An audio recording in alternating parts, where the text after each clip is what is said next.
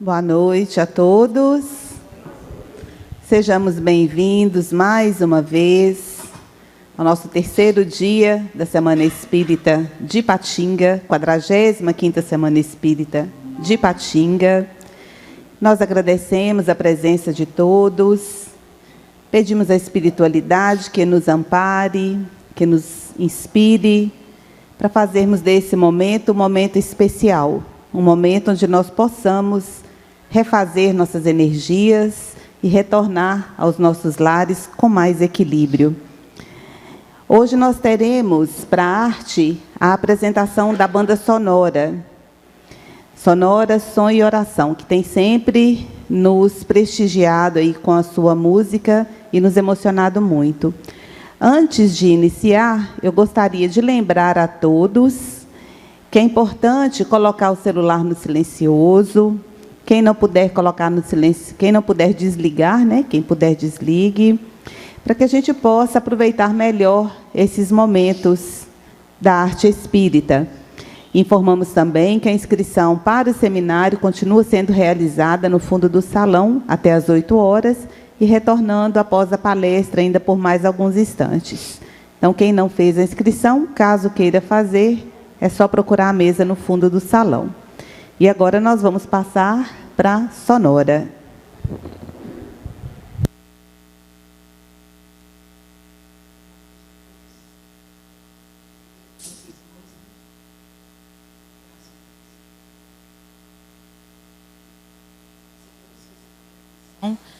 É de autoria da banda sonora, chama Despertar.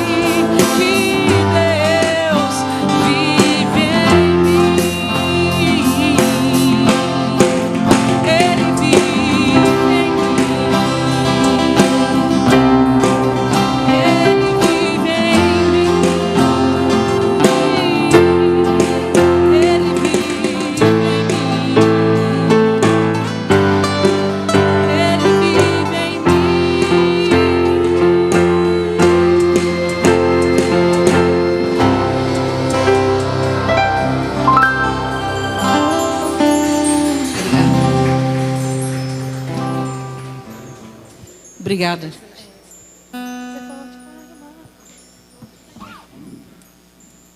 A próxima música é Sinais dos Tempos.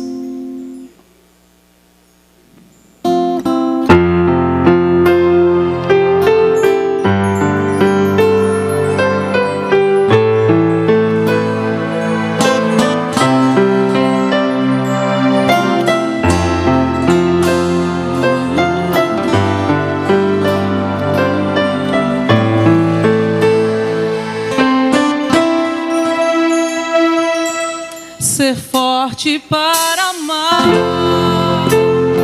norte para guiar, mãos para servir, ponte para unir, fonte para doar amor. Quando a dor vier, pode vir.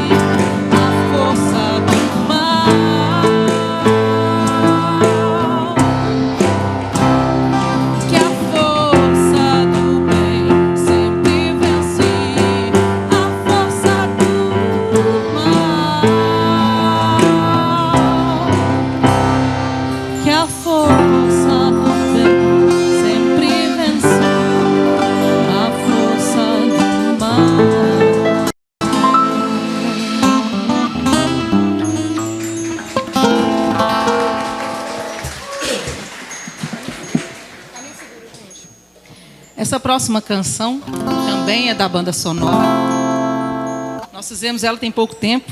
A gente já tocou ela uma vez.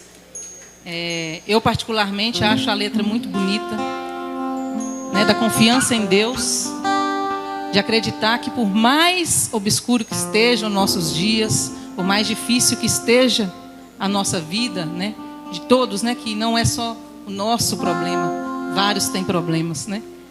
Mesmo assim, a gente encontra o caminho seguro ao lado do nosso Senhor Jesus, ao lado do nosso Pai. Então essa música, ela quer dizer isso. Não desistir e buscar em Deus o amor, que é Ele, né? Ele é o amor.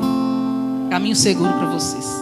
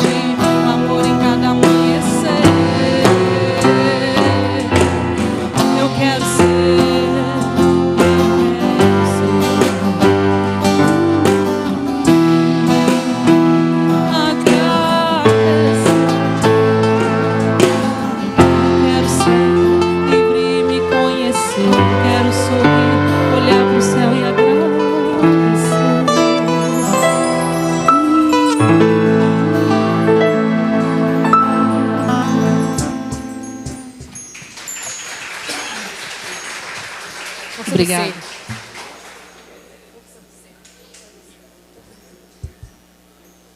A próxima canção chama Forças do Ser.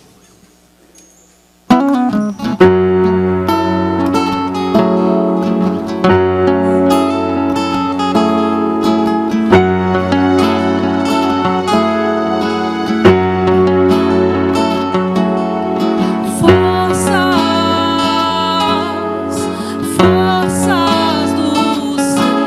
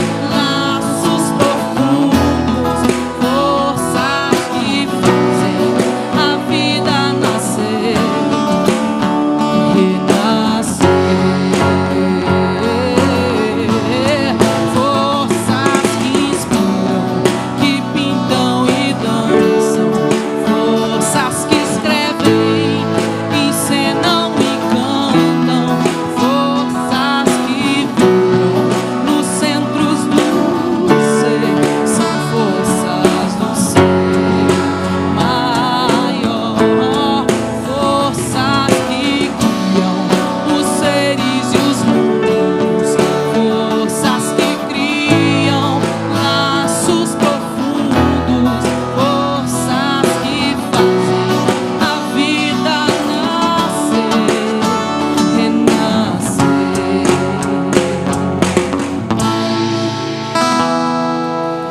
E o que vocês farão com o amor que Deus deu pra cada um de nós?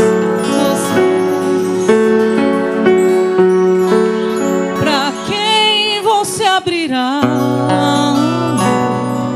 a porta do seu ser? E o que você fará com o amor que Deus deu pra você?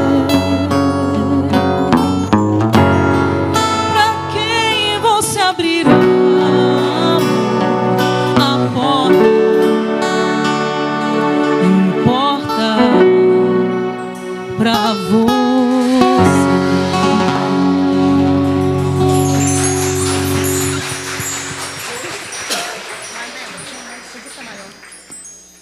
Aqui, Conquista Maior.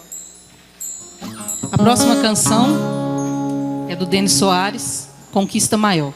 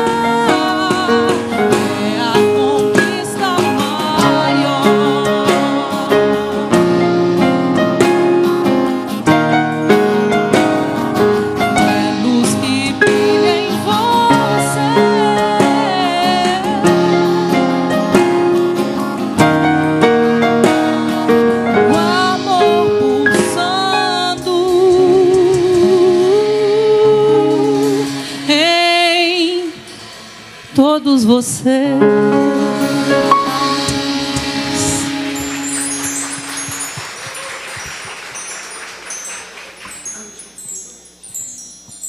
Gostaríamos de agradecer a todos, tomara que tenham gostado. Agora é a última canção. Essa última canção não poderia deixar de ser, para mim, uma das mais lindas que eu conheci na doutrina espírita, que é do Tim Vanessa, Aos Pés do Monte. Eu sei que vocês sabem cantar, então vou querer que vocês cantem junto comigo, junto com a banda sonora. Gustavo, Ercília na bateria, Gustavo no violão, nossa, Deus. Juninho no violão, Débora nos teclados, Natália na voz. Obrigada e cantem comigo essa belíssima canção, Aos Pés do Monte.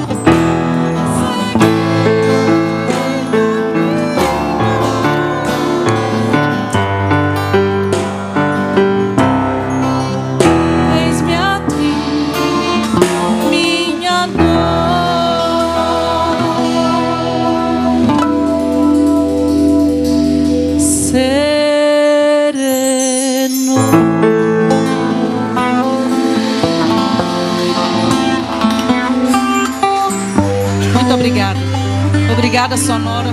Obrigada. Obrigada, doutrina espírita. Obrigada, Senhor Jesus.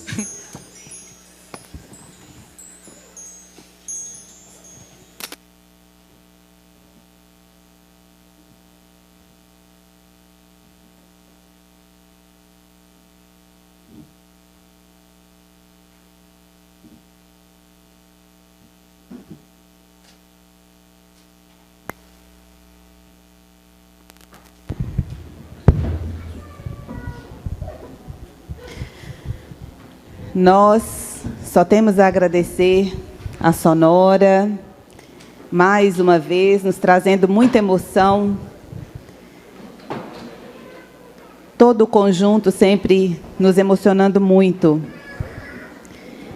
Nós daremos prosseguimento agora, à noite, e vou passar brevemente alguns avisos referente ao seminário, que acontecerá sábado, de 9 às 12.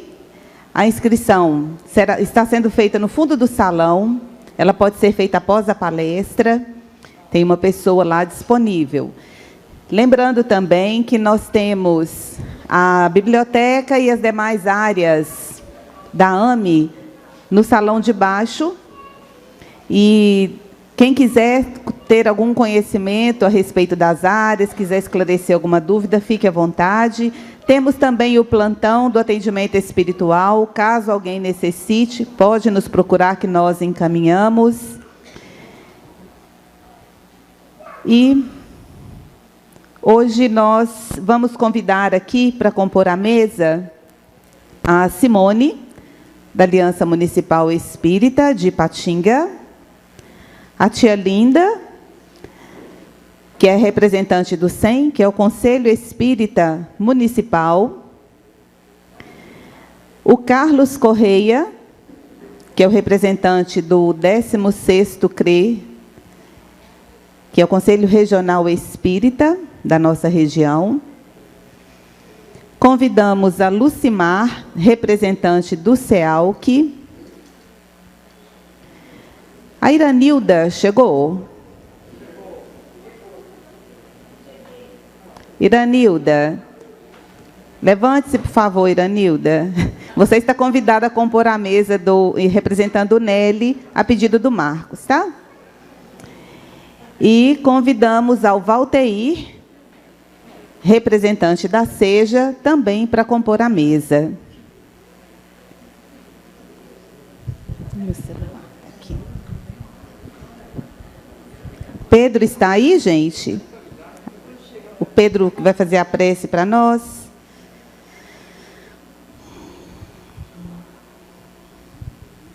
Nós pedimos novamente que possam colocar o celular no silencioso.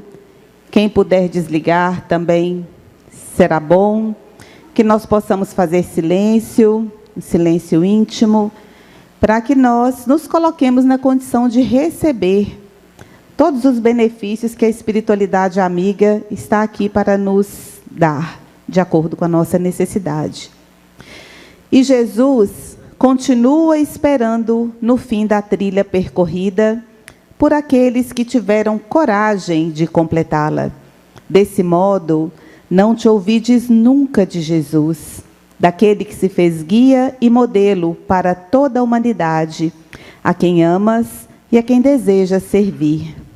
Deixa-te impregnar por suas lições de amor e te entrega docilmente a ele, tentando segui-lo pela trilha que te deixou. Talvez incompreendido, mas isso não é significativo, porque nem ele foi respeitado ou estimado. Antes, arrojaram-no desdenhosamente em uma cruz de ultrajes que transformou em sublime ponte de vinculação com Deus. Aproveita hoje para o seguir, sem passado nem futuro, com o coração e a mente tomados pelo seu amor.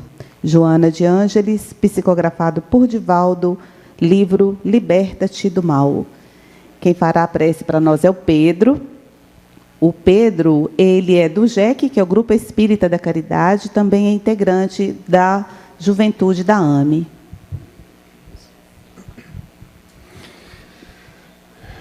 Boa noite. Então vamos nos acalmar para que a gente possa ter um bom momento de escutar, de entrarmos nessa sintonia. E para isso, vamos elevar o nosso pensamento ao Altíssimo. E a quem sentir alguma dificuldade ou quiser experienciar, eu proponho imaginar estarmos rodeados pela Mãe Natureza,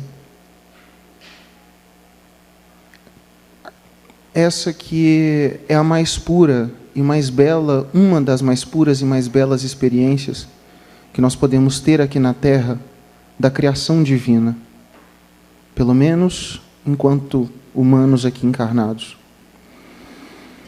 E observando esse ambiente, que nós possamos, através da criação divina, nos conectar com o divino. E assim, agradecer pela a espiritualidade amiga, pela oportunidade de estarmos aqui nessa noite de hoje, de estarmos todos aqui encarnados nessa oportunidade de trabalho, nessa oportunidade de compartilhamento de ideais, de sentimentos, de experiências que é o Espiritismo.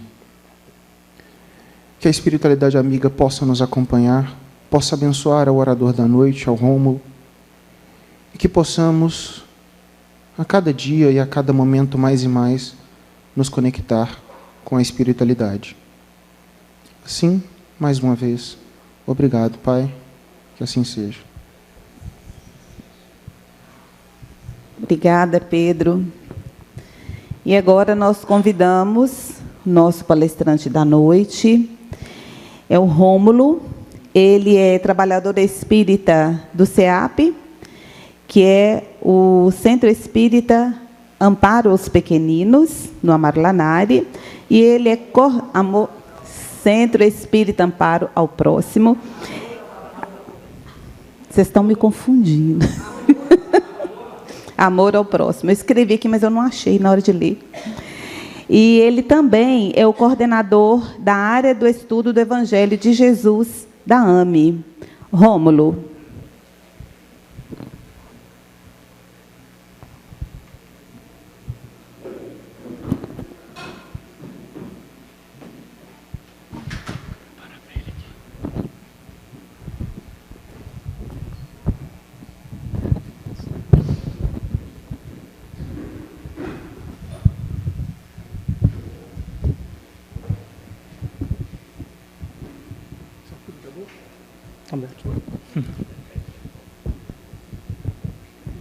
Isso.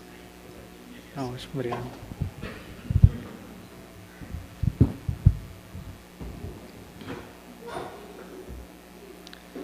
Que a paz esteja com todos, que a luz do Cristo nos envolva e que os benfeitores espirituais, guias da humanidade em marcha, possam envolver o nosso psiquismo nesta proposta que ora temos nessa encarnação de renovar os nossos pensamentos, as nossas palavras, as nossas atitudes, para que nos aproximemos cada vez mais do Evangelho de Jesus, que é a única senda para a libertação das sombras do mundo inferior que ora nos movimentamos.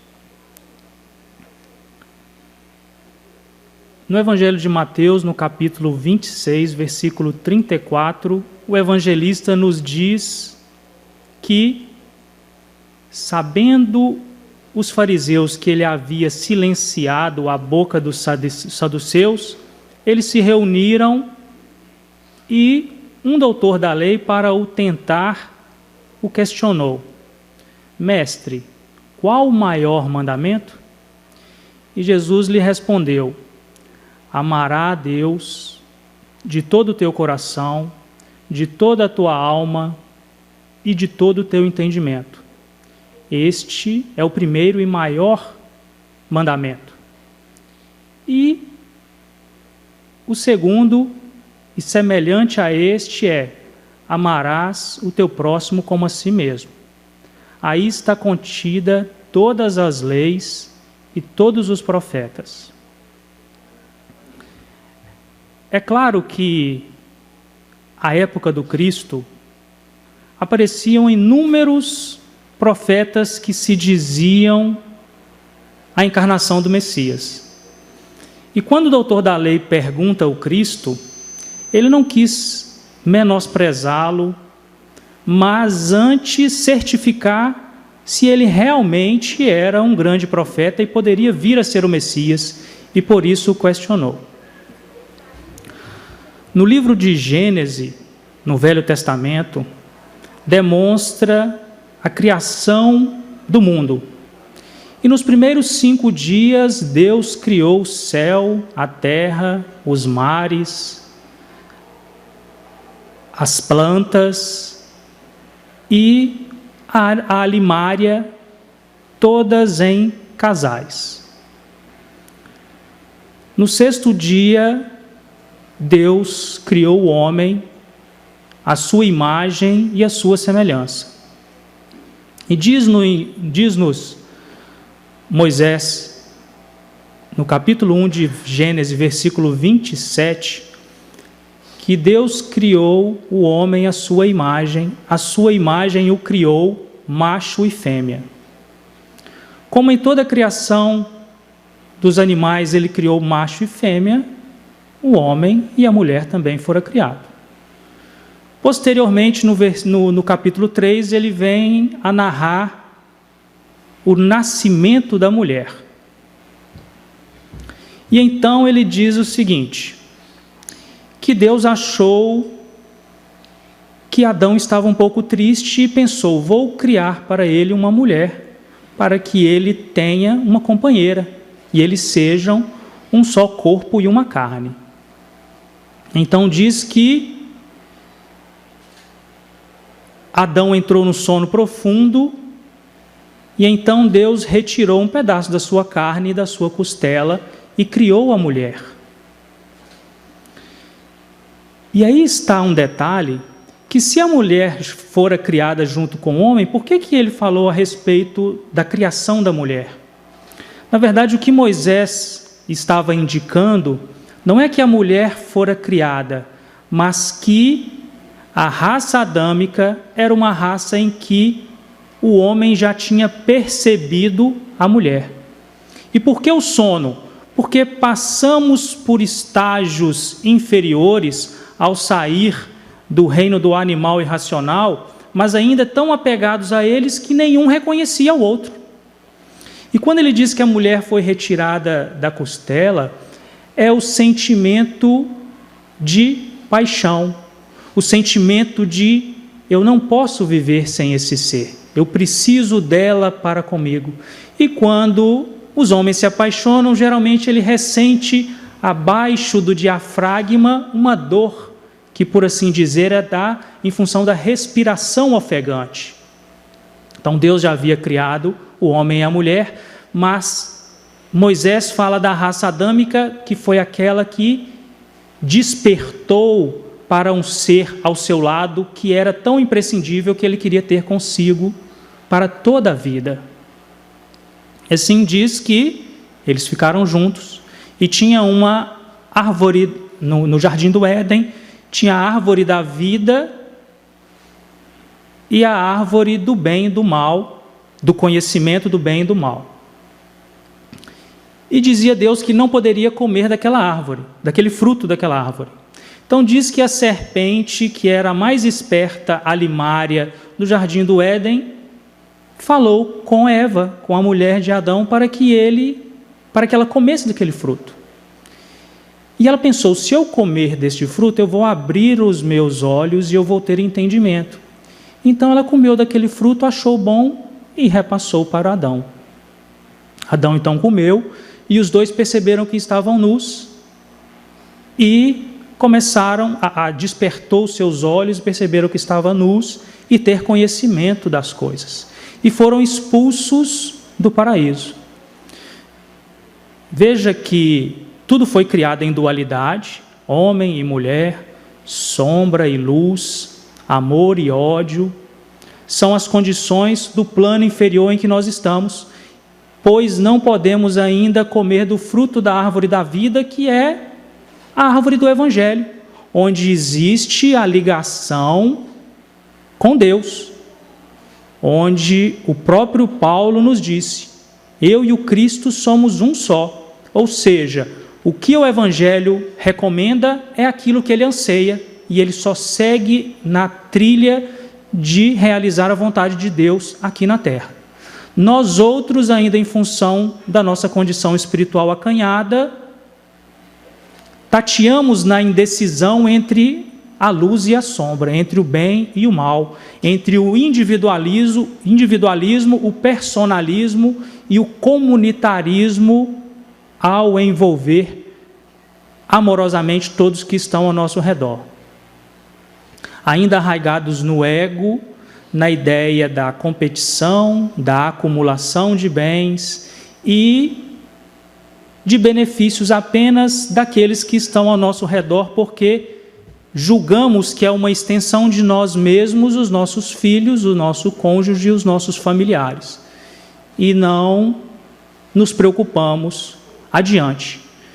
Esta é a expressão e a explicação que Moisés dá para a condição da formação da civilização humana, que a partir de Adão, da raça adâmica, que era uma raça diferente, que já estava aproximando-se de despertar os sentimentos, como disse no capítulo 11 do Evangelho segundo o Espiritismo, amar ao próximo como a si mesmo, o espírito de Lázaro. No princípio, o homem tem apenas instintos, mas corrompido, ele tem sensações. E, ao desenvolver o conhecimento, a inteligência e depurar, ele tem sentimentos. E a raça adâmica era aquela que atravessava do instinto para a sensação.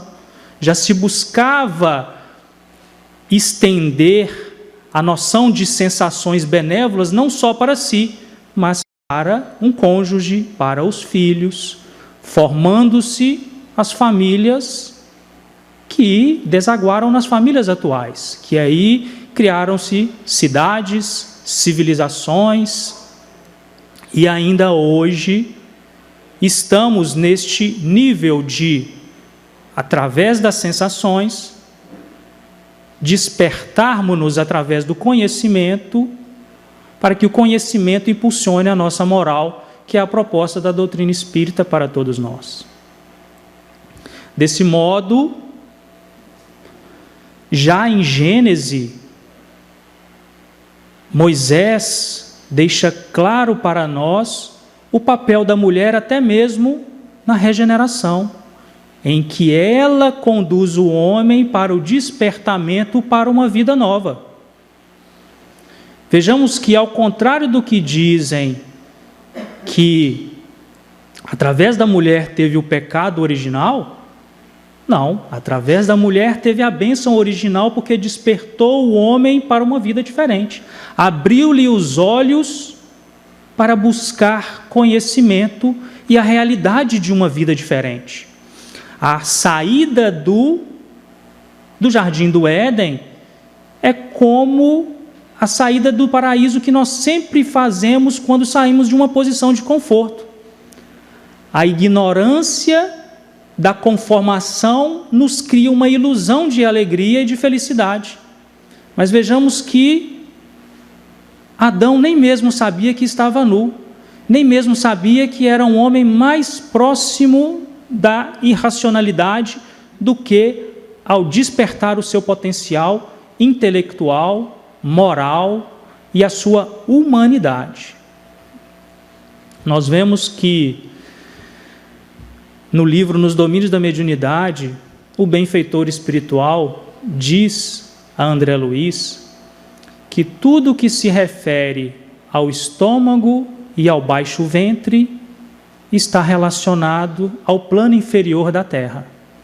E tudo que se refere ao coração e à mente refere-se aos planos superiores. de modo que fica fácil para nós discernir entre as falsas ideias, as falsas ideologias e os falsos profetas. Tudo que se refere ao mundo, para que seja coerente com o Evangelho do Cristo, tem que necessariamente ter uma relação com uma inteligência que impulsione a elevação moral do homem. Tudo aquilo que se refere às sensações, tudo aquilo que se refere apenas às impulsões para a reprodução, tudo aquilo que nos leva a contender com o nosso semelhante, ainda faz parte das sombras que carregamos, do ego inferior que ainda sobrepõe a centelha divina que todos nós carregamos. E, neste momento em que passamos para a regeneração, cada vez mais se torna imprescindível que tomemos como norte o Evangelho do Cristo para nos orientar entre estas gamas de frivolidades que ainda imperam na nossa sociedade. Desse modo, nós vemos ainda no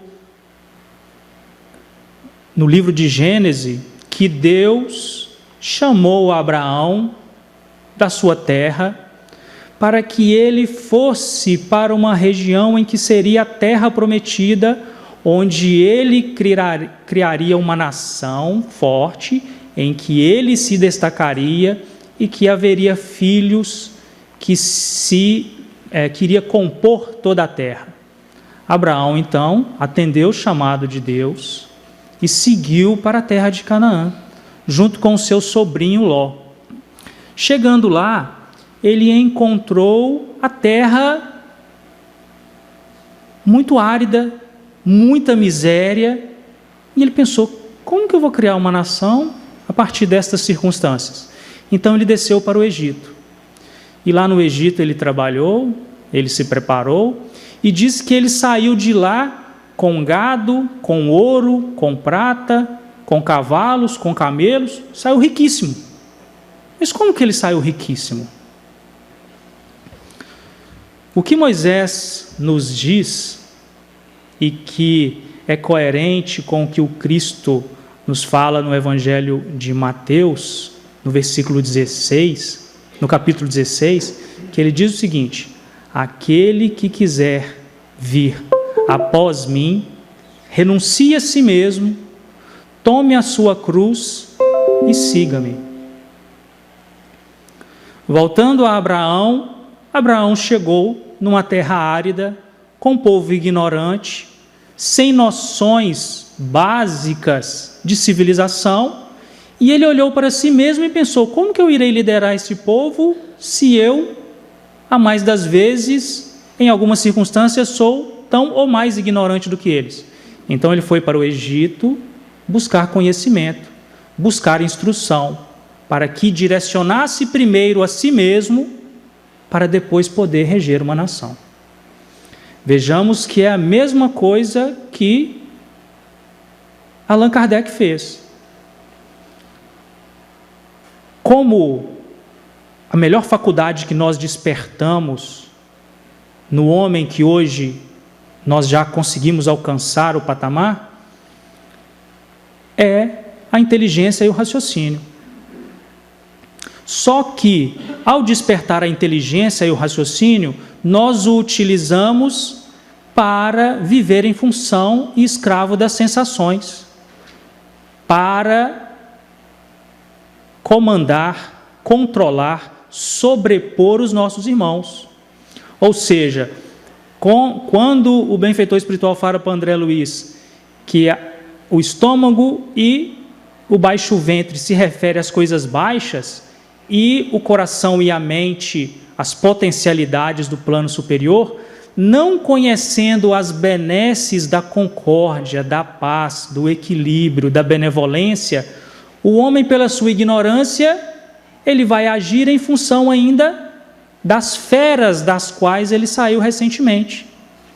Então, por isso, as inúmeras encarnações para que, através das experiências, das dores, das lutas, nós podemos ter uma maturidade espiritual e aí sim a doutrina espírita sendo o consolador prometido, porque nós já temos capacidade de compreendê-la e discernimento para senti-la sentimentalmente.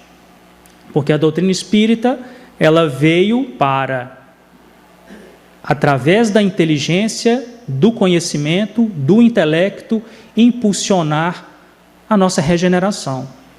Tanto é que a base da doutrina espírita é a reforma íntima, é a regeneração do ser, já não olhando para baixo, para as convenções humanas que transitam e evaporam muito rapidamente, mas olhando para os céus, de onde vem a nossa centelha divina, de onde nós mesmos proviemos, porque diz o livro de Gênesis, Allan Kardec, que há 3 elementos fundamentais no universo: Deus, o Espírito e a matéria que provém do fluido cósmico universal.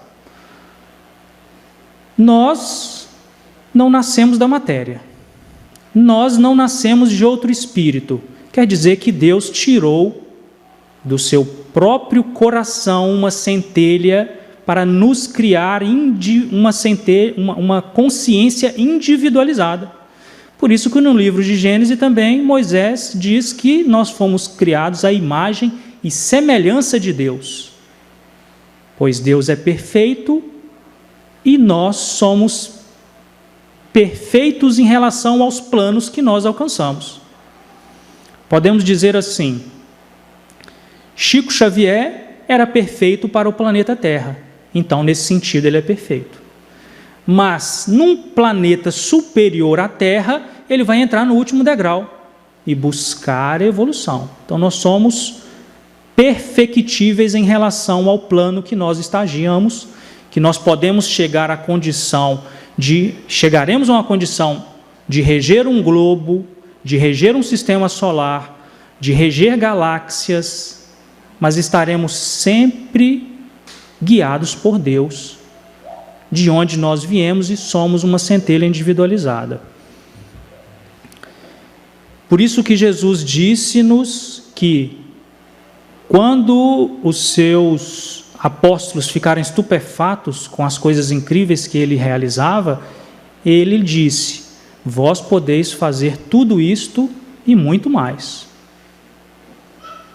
O que nos impede que o nosso potencial psíquico se desdobre, que façamos coisas extraordinárias aos olhos dos homens, que ainda considerarão por milagre, por não conhecer as leis que regem o universo e o planeta, é porque ainda não temos as mãos limpas, como diz Emmanuel sobre Paulo de Tarso. E Paulo de Tarso fazia maravilhas, mas porque ele tinha as mãos limpas, ou seja, era bom, justo, honesto e seguia a sua mente pela mente do Cristo, pelo evangelho de redenção que ele nos legou. É tão grande a importância do evangelho para nós, que no livro Obreiros da Vida Eterna, houve uma reunião com um espírito que vinha de outras paragens, ainda vinculados à terra, mas ele precisava, entre aspas, materializar no plano em que André Luiz estava, de tão grande envergadura espiritual que ele tinha. Ele então, de onde ele estava, ele de certa forma materializou naquele ambiente para dar-lhes uma palavra, um alento e uma instrução. O nome dele era Asclépio. E, ao terminar a sua oratória, os estudantes que ali estavam, os que trabalhavam na crosta terrena junto com André Luiz, solicitou ao coordenador dos trabalhos que fizessem perguntas a Asclépio. E então, o coordenador dos trabalhos nos deu um exemplo grandioso e dignificante que muitas das vezes a gente passa sem ressaltá-lo e sem percebê-lo. Que o benfeitor espiritual diz: vocês façam perguntas a Asclépio, mas que nada seja relacionado a si e à sua vida, mas ao trabalho e ao benefício coletivo. E quantas das vezes nós nos movimentamos na terra cheios de preocupações?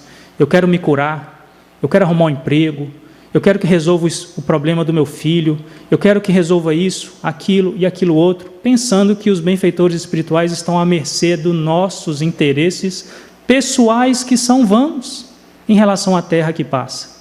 E nos faz recordar que quando nós estamos em serviço do bem, operando em função do nosso progresso espiritual e daqueles que estão ao nosso redor, automaticamente os nossos problemas já vão se diluindo e a nossa mente não abaixa a vibração aquilo que impera sobre a terra, que é a dúvida, o medo e o desespero, que são as três circunstâncias em que as trevas atuam para influenciar-nos mais facilmente, pois nessa faixa espiritual nós somos guiados involuntariamente, sem mesmo perceber. E aí já se torna muito fácil a subjugação, que é quando nós alinhamos a nossa mente aos pensamentos daqueles irmãozinhos inferiores que não nos quer bem e que não aceitam a luz do Evangelho. Desse modo, nós vemos Abraão renunciando à sua condição de ignorância para buscar novas luzes.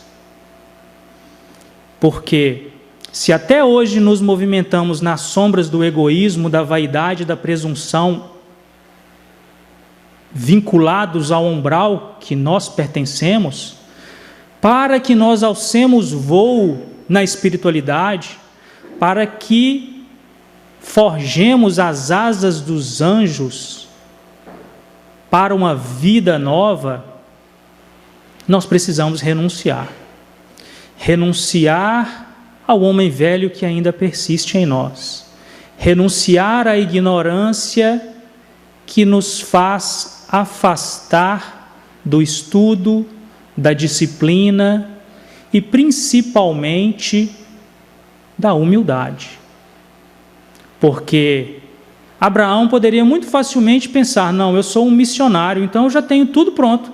É só eu ficar aqui e montar uma civilização segundo as minhas próprias ideias. O que nos leva também a raciocinar sobre o nosso papel dentro da casa espírita. Ora, eu quero me tornar um médium para servir melhor. Bem, lá no livro dos Médiuns nos indica o que é preciso para que obtenhamos a capacidade de servir com os benfeitores espirituais. Se nós lermos o livro dos Médiuns, ele nos indica a transformação interior que nós precisamos para que a nossa mente se vincule aos guias da humanidade em marcha que trabalham afanosamente em prol do progresso da humanidade. Eu quero me tornar um orador. Eu tenho estas condições para instruir as pessoas. Muito bem. No Evangelho segundo o Espiritismo nos fala todas as prerrogativas que nós precisamos para também, primeiramente, nos instruir e auxiliar os outros na sua instrução, sabedores de que nós somos seres ainda necessitados de evolução e que nenhuma tarefa ela é uma chancela de evolução. A única chancela de evolução que nós teremos é, ao chegar ao plano espiritual, a nossa consciência está tranquila do trabalho realizado. Enquanto operamos aqui na Terra, o próximo passo pode ser de bastante dificuldade. Nós podemos tropeçar, nós podemos iludir. Por isso que Jesus nos disse que é preciso que nós vigiemos e oremos, porque somos almas ainda que temos dificuldade de andar na luz. Vejamos o exemplo dos gadarenos, que ao sair das catacumbas escuras, dos inúmeros séculos de ciclos de evolução, quando eles colocaram o pé na luz e viram Cristo, eles preferiram seguir com os instintos primitivos para outros globos, para outras paragens espirituais, para iniciar outros ciclos de evolução. No Velho Testamento também nos narra a história de Jonas, profeta de Israel, que Deus o chamou para realizar uma pregação na cidade de Nínive, porque Nínive estava exacerbada a malícia e a maldade. Porém, que quando Deus falou isto com Jonas, ele partiu para outra cidade, porque Nínive era uma cidade cujos cidadãos tinham uma rincha e detestavam os judeus. E como eles eram muito maus, Jonas pensou, chegando lá eles vão me trucidar, como que eu vou pregar para pessoas que me odeiam, me detestam e me querem mal? Então ele pegou um barco e quis ir para a cidade de Tarsis. Mas deu um temporal muito grande e diz que Jonas foi para o convés e lá dormiu 3 dias num sono muito profundo. Quando ele despertou, todos os que estavam no barco falaram assim, o que está acontecendo que essa tempestade não para e está essa problemática? Só pode ser essa pessoa. E então eles conjecturavam que o problema era Jonas, e Jonas mesmo falou, é verdade, eu não aceitei o que Deus me orientou, e por causa disso está tendo essa tempestade toda. Então eles jogaram ele no mar. Ao jogar ele no mar, realmente fez bonança, e a tempestade terminou. E diz então que Jonas foi engolido por um peixe grande, e ele ficou também 3 dias no intestino, e orou a Deus, e arrependeu-se das suas atitudes, e então o peixe foi e regurgitou ele nas praias de Nínive, e ele então pregou o evangelho, e muitas pessoas se converteram em função dos seus trabalhos. E o que nos indica este mito, esta história? O convés já indica a parte baixa do navio e a reflexão de Jonas sobre os motivos que o fez afastar do caminho de Deus. E depois, quando a parte do estômago do peixe também é a representação de nós estarmos diante das nossas próprias sombras do passado, buscando através do autoconhecimento o que nos levou ao medo, ao fracasso dos nossos trabalhos, e conhecendo a si mesmo, conhecendo-nos a nós mesmos, nós angariamos energias para modificar e seguir adiante no trabalho. Esta mesma ideia é a base do que famoso psicanalista Carl Jung criou falando a respeito da sombra, que todos nós carregamos uma sombra. Nesta sombra que fica no nosso subconsciente está tudo aquilo que nós não queremos ser e aquilo que nós reprimimos. Agora, o ego, que é a nossa personalidade, que é a nossa consciência projetada no hoje, e como nós devemos ser fortes, triunfadores, nós não queremos olhar para essa sombra que nos faz, de certa forma, pensarmos que somos inferior em relação ao nosso semelhante. E então nós a negamos. E enquanto nós não conhecemos as nossas fraquezas, aquilo que nos leva a ciclos intermináveis de repetir as mesmas situações dolorosas, nós não conseguimos retornar para uma tarefa a qual nós nos comprometemos no plano espiritual.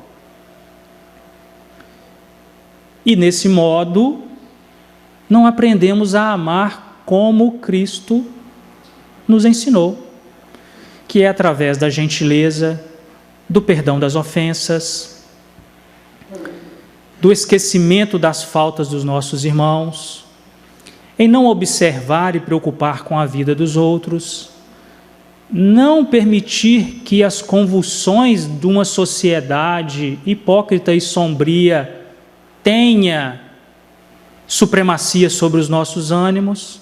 Ora, o mundo está tão bem quanto deveria estar, porque está sendo regido para o Cristo. Se aquilo que nós vemos que não está de acordo com o progresso do Evangelho, é porque os tempos de renovação não são chegados. Se acreditamos que nos postos diretivos da sociedade, da casa espírita, de todas as instituições, ainda não estão totalmente coerentes com o Evangelho, é porque ainda não é chegado o momento e as pessoas que no futuro virão, tomarão naturalmente os postos. Por isso que é imprescindível que nós estudemos, que nós entendamos o Evangelho, para que ele norteie os nossos passos na casa espírita, porque a doutrina espírita, ela chegará aos seus objetivos. Nós é que, atrelados ao conhecimento redivivo que ela traz do Evangelho, que devemos seguir ao seu lado. A doutrina não depende de mim, eu dependo dela. Se eu nunca mais voltar numa casa espírita nessa encarnação, a doutrina espírita permanecerá do mesmo modo, ou talvez até melhor. Mas, e eu, como me conduzirei? Eu que ainda carrego o atavismo de ideias de outras religiões, mais vinculado às partes baixas da espiritualidade, eu que ainda me norteio pelo ego, pela vaidade, pelas sensações do mundo, que serei eu nas sombras de um mundo que não só recomenda, mas exalta a competitividade, a brutalidade, a sobreposição ao irmão, a traição aos valores do Evangelho? Que serei eu? Mais uma vez ficarei à margem do progresso.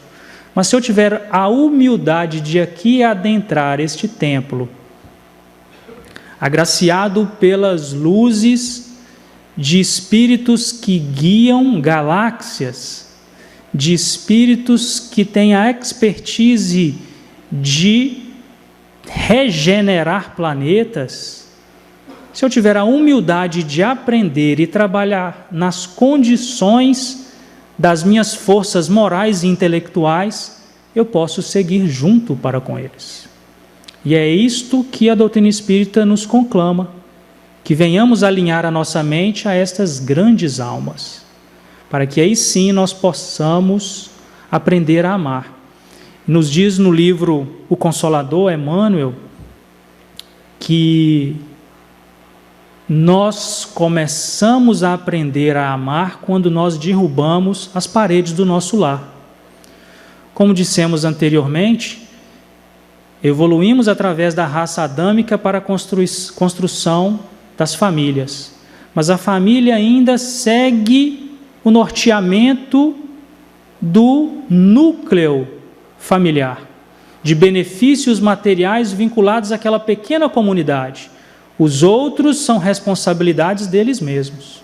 Então, quando nós quebramos as paredes do nosso lar e começamos a ver o nosso semelhante como extensão de nós mesmos, porque sendo ele uma centelha divina, onde também opera Deus, nós estamos todos vinculados.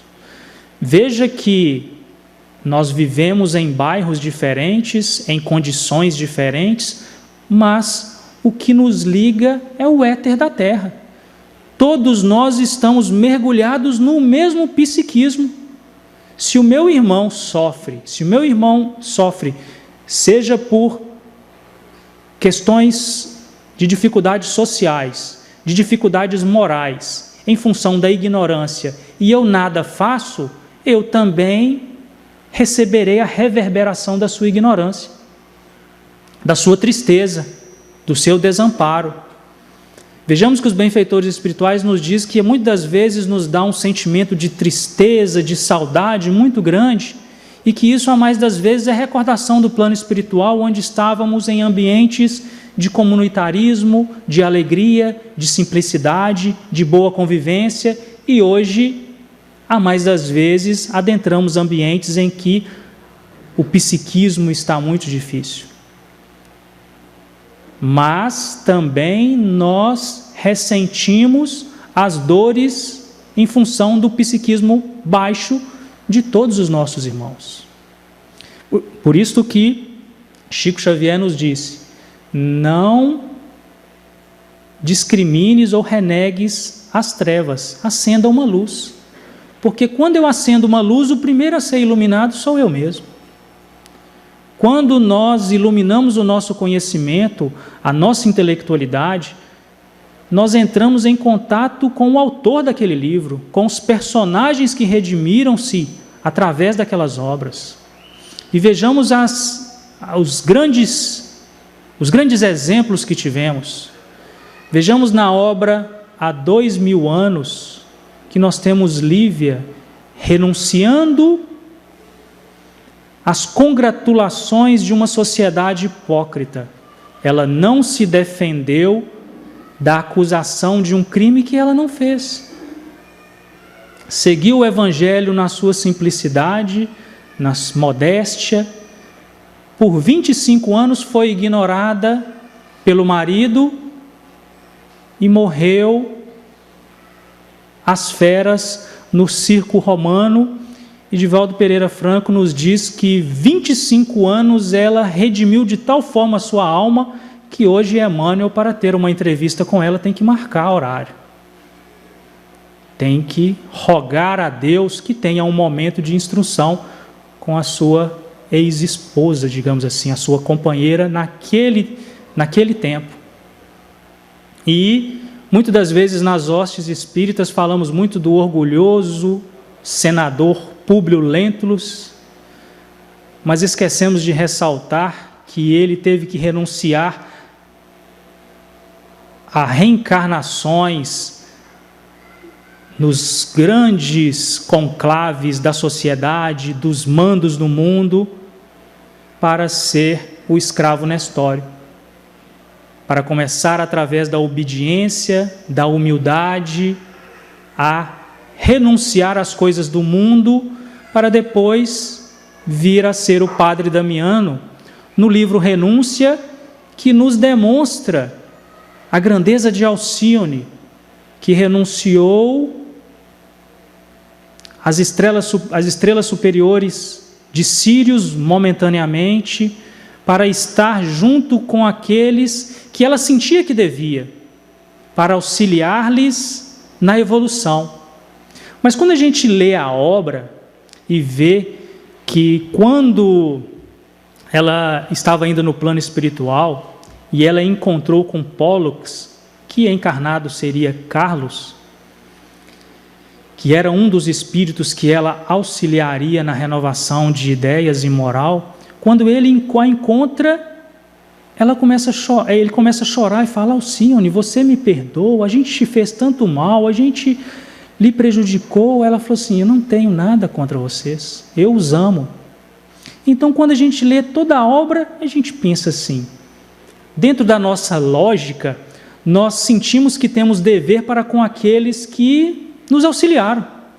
Alguém me deu uma ajuda financeira, alguém me deu uma oportunidade de estudar, alguém me ensinou tal coisa que foi importante, alguém me deu um emprego. Ou seja, nós sentimos que devemos a alguém em função das coisas materiais.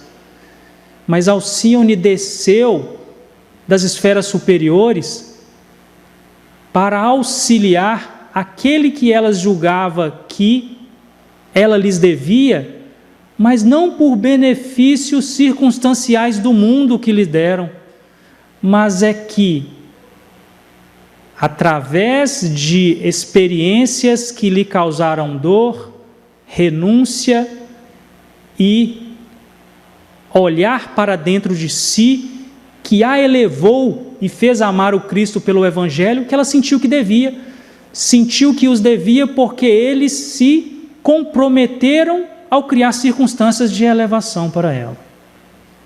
Então veja como a compreensão do Evangelho nos leva a agir, raciocinar e viver de uma maneira diferente. Ninguém nos causa mal. É claro que circunstâncias de dor advirão de pessoas ignorantes, porque Deus não mandaria anjos para nos cobrar. Irá mandar espíritos, irmãos inferiores. Mas ela os ama porque sabe que eles não fizeram por mal, mas porque são frágeis e ignorantes ao pensar que, praticando o mal, angariarão vantagens pessoais. Então nós vemos essas inúmeras obras na doutrina espírita que vêm a nos convidar a uma renovação. E vemos até que Paulo de Tarso, na segunda carta aos Coríntios, ele diz: se alguém aproxima do Cristo, nova criatura é, e as coisas velhas do passado ficam para trás, e uma nova vida é feita. Então, amar ao próximo como a nós mesmos é renunciar o homem velho que há em nós para impulsionar a evolução moral do nosso semelhante. E como nós fazemos isso? Já nos dizia Platão, um dos precursores da ideia espírita, que ele nos diz o seguinte: o melhor que nós podemos fazer para aqueles que nós amamos é nos tornar um indivíduo melhor. Porque aí sim nós temos condição de auxiliar-lhes, de os direcionar. Porque todos aqueles que estão ao nosso redor e que nós amamos, ou que temos um vínculo que ainda seja de desequilíbrios do passado, nós estamos vinculados mentalmente. Quando nós mudamos, nós regeneramos, auxiliamos a regeneração de todos os outros. Por isso que Gandhi nos disse que quando uma pessoa numa casa muda, todos naquela casa mudam. Quando uma casa muda, todas as casas daquela rua mudam também. Porque ao mudar a diapasão da nossa mente, do que nós projetamos no éter, nós impulsionamos o desenvolvimento dos nossos semelhantes. E a renovação só é possível através do conhecimento que impulsiona uma regeneração. Por isso que Jesus disse que quando acendemos a candeia, nós não devemos colocar debaixo do alqueire ou da mesa, mas sobre a mesa para que ilumine a todos no lar. Isso não quer dizer que nós devemos nos consagrar como seres iluminados, mas ele diz que naturalmente quando nós nos iluminamos, isso se destaca. Isto já gera uma impressão nos nossos irmãos e compele a todos a refletir sobre si mesmo. As almas que já estão próximas de se regenerar, elas apoiarão. As almas das sombras sentirão inveja e nos perseguirão. Mas como diz o Cristo, que importa as armadilhas dos lobos? Só os lobos caem em armadilha dos lobos. Não precisamos temer nada. Tudo de que nós precisamos, materialmente e espiritualmente, nos será dado. E o melhor está acontecendo sempre em nossas vidas para o desenvolvimento do Espírito Eterno. Então, nada do que acontecerá amanhã nós precisamos preocupar. Acontecerá o melhor. Estamos num mundo de provas e expiações, então tudo que nos rodeia se refere a esse processo. que desenvolve o crescimento espiritual de todos nós. Nesse sentido, no Evangelho de João, no capítulo 1, versículo 45, narra-nos o evangelista que Filipe encontrou com Natanael e lhe disse: Natanael, encontramos o Messias, aquele a qual Moisés falou a respeito e todos os profetas. Ele é Jesus de Nazaré, filho de José. Então Natanael disse: é possível que venha algo de bom de Nazaré? Então, para vermos como que naquela época a cidade de Nazaré, por ser uma região muito simples, muito modesta e de pessoas ignorantes, tinha um consenso social de que não se revelavam grandes profetas. Na verdade, nunca vieram grandes profetas da cidade de Nazaré, e por isso ele fez esse questionamento.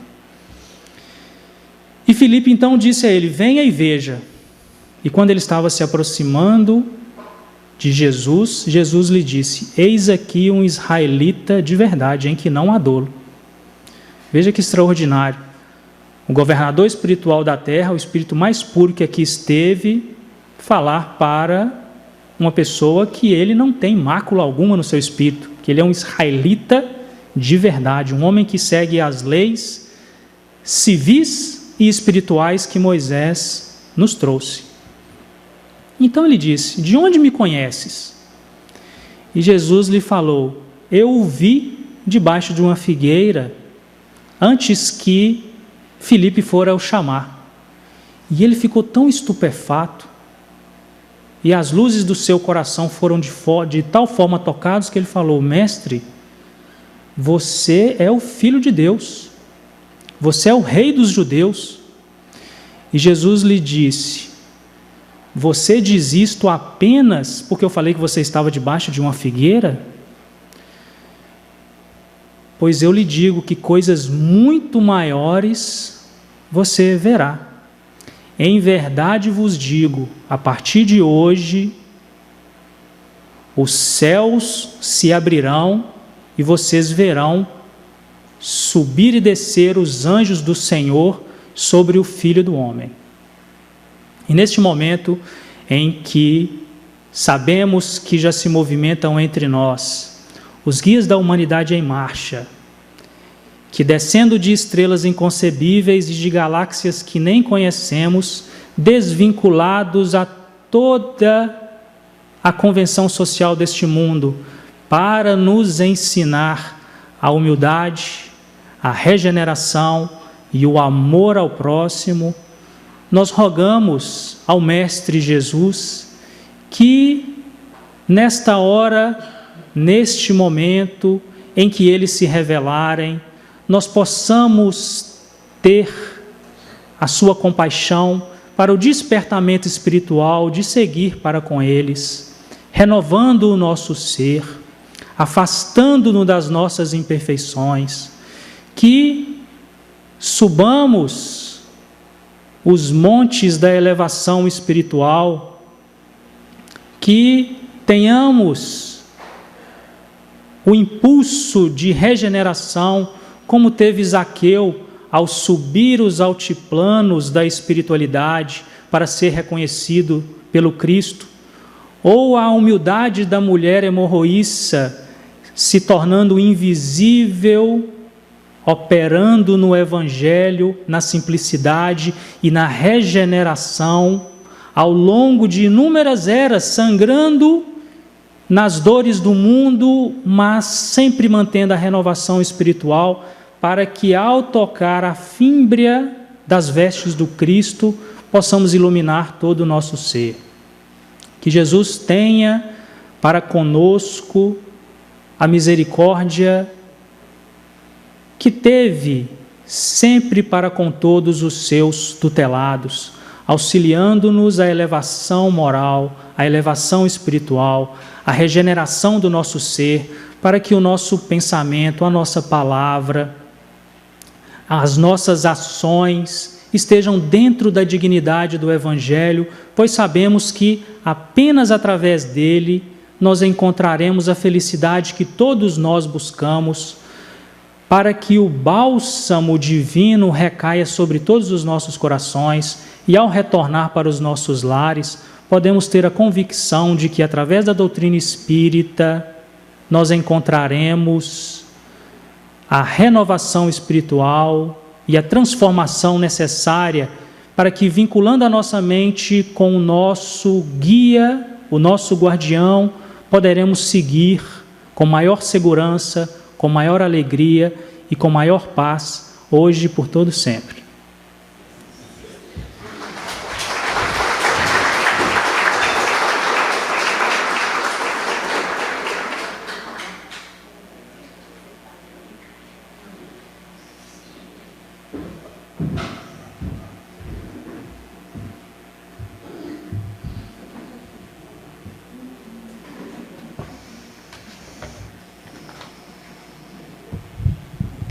Nós agradecemos ao Rômulo pela exposição da noite, pela sua disponibilidade em nos atender e pelos esclarecimentos que aqui foram expostos. Um aviso que eu fiquei sem dizer no início é sobre o e-mailzinho, que vai acontecer dia 20 de outubro,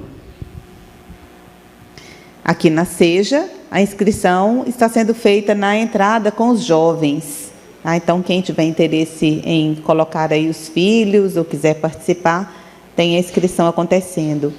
Amanhã, a palestra amanhã é com o tema Pedi e Obtereis, com Marco Aurélio Epifano, de Governador Valadares, e a arte espírita é com a Valéria, a partir das 19h30. Deixa eu ver. Então, agora, nós pediremos ao Valteir, da Seja, para fazer a prece de encerramento para nós. Quer que leve aí?